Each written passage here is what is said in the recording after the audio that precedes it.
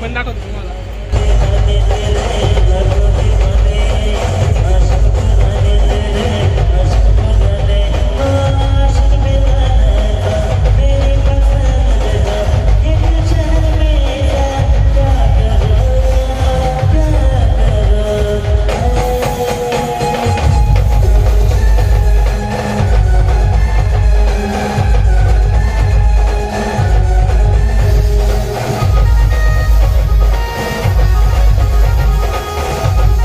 आता इथे विनोद बँडची गाडी पण आलेली आहे.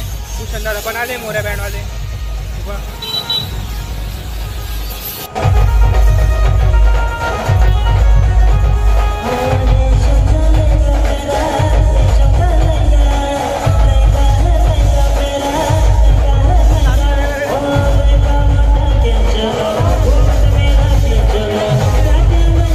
साधा ठेवला गेलेला आहे.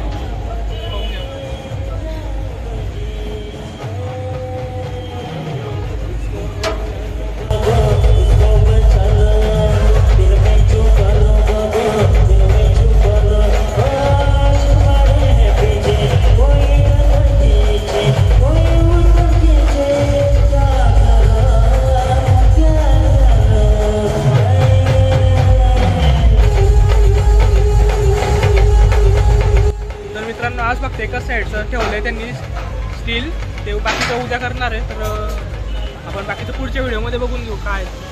पुढच्या व्हिडिओ दाखवतो मी तुम्हाला कसं आहे. आज पुरतं एवढंच खूप आहे. त्याला भेटू पुढच्या ब्लॉगमध्ये.